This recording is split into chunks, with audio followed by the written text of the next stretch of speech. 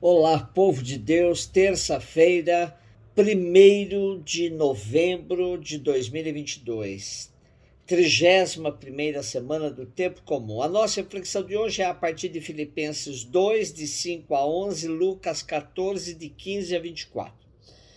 Irmãos, tende entre vós o mesmo sentimento que existe em Cristo Jesus.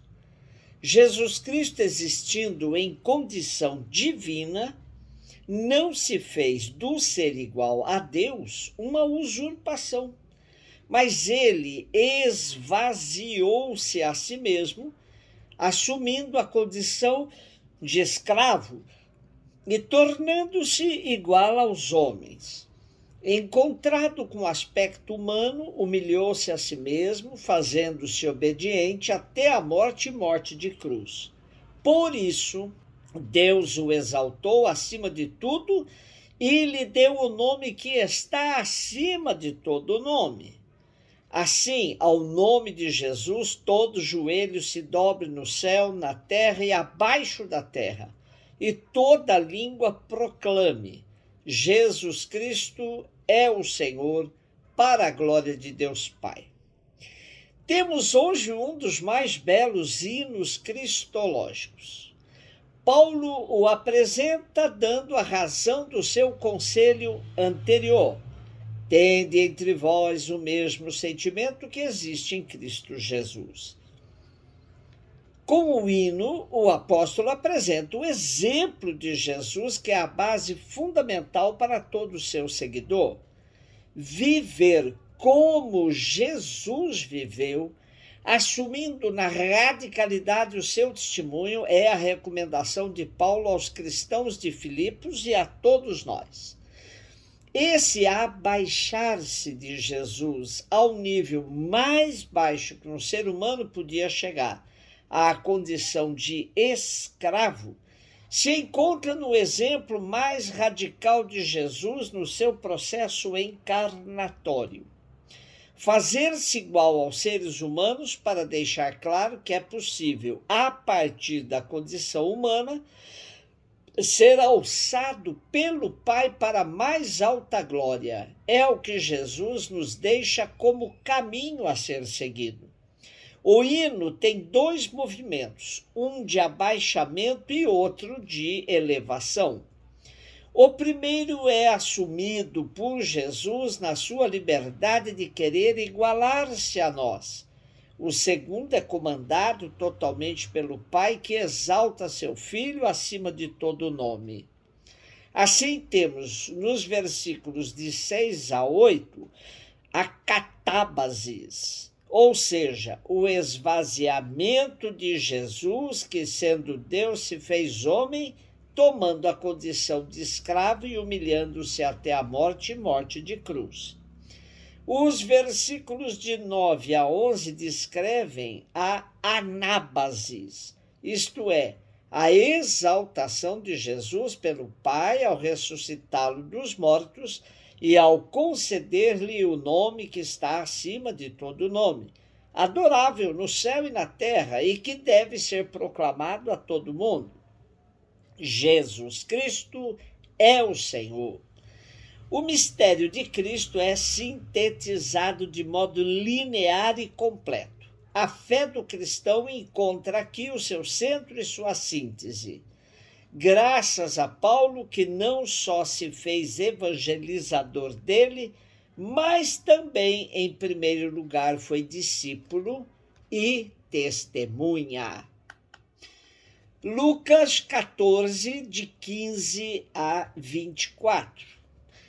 Um homem que estava à mesa disse a Jesus: Feliz aquele que come o pão no reino de Deus. E Jesus respondeu: Um homem deu um grande banquete e convidou muitas pessoas.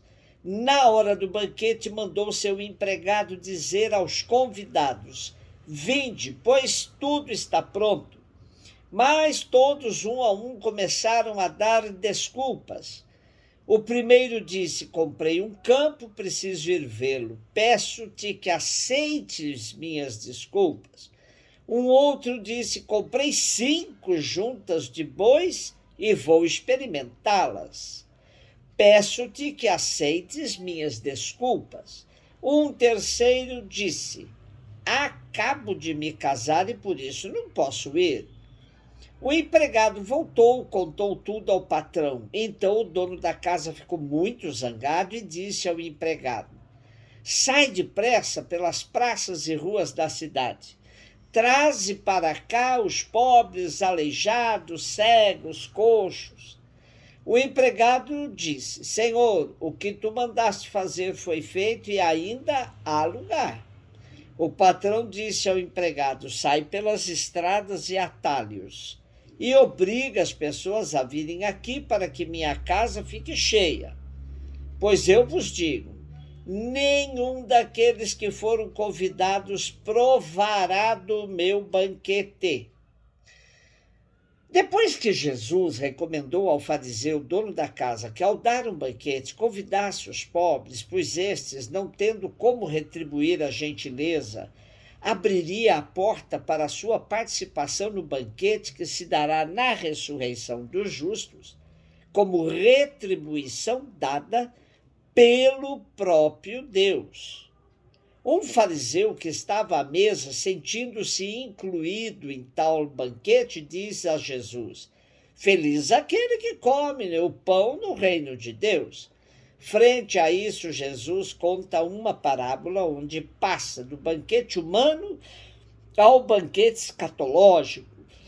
Neste, nem todos participarão. Somente os que estiverem com plena disposição e sensibilidade para a realidade dos pobres e descartados da sociedade.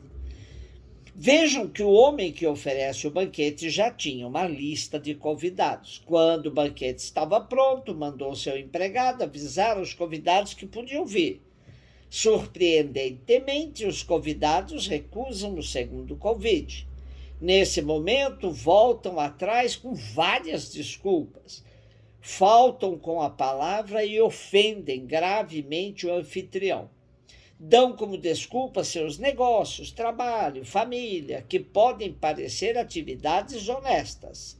Será que combinaram o boicote ao banquete? Pois as motivações de fato não deveriam impedir o comparecimento ao tal banquete.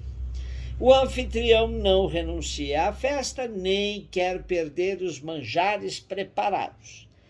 Como se sua alegria estivesse mesmo em presentear, hospedar, acolher. Sua generosidade não está condicionada pelo interesse ou pela qualidade dos hóspedes. Faz um duplo convite. Primeiro aos pobres, cegos, coxos e aleijados da cidade, depois aos que se encontram aos arredores. Estes resistem envergonhados ou incrédulos e será preciso forçá-los a vir. Casa cheia, sem espaço para aqueles que recusaram o convite. Deus é bom e misericordioso para com todos, mas nem todos respondem com generosidade à sua bondade. Assim, vemos por meio dessa parábola que o reino de Deus é como um banquete, ao qual Deus convida a todos. Ainda que os representantes oficiais, os que se julgam maiorais, recusem o convite, dando mais importância aos seus próprios afazeres, o reino permanece aberto para aqueles que comumente são julgados como excluídos. Os marginalizados, os que são descartados pela sociedade centrada nos seus negócios. Esta parábola é uma forma prática de entendermos o xeque-mate que Jesus nos apresenta. Ninguém pode servir a Deus e ao dinheiro, pois amará um, desprezará o outro. Nosso discernimento sobre o que é prioritário na vida determina bem quem somos. Um beijo no seu coração.